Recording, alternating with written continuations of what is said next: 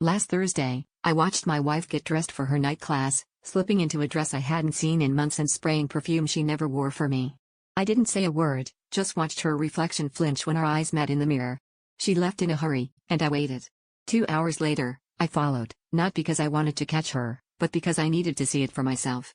When I saw her hand in hand with her ex outside a dim bar, laughing, leaning in close, my heart didn't break, it just stopped caring. I sat in my car, watching them through the rain-streaked windshield. I expected rage, jealousy, something hot and ugly, but all I felt was relief. I realized I'd been checked out for months, maybe years, and her secret just gave me an out. The weight of pretending was heavier than the truth. I drove home before she saw me, and when she walked through the door later, breathless and smelling like cheap whiskey, I was already packing a bag. She tried to cry, tried to explain, but every word sounded rehearsed, like lines from a bad play we'd both been performing for too long.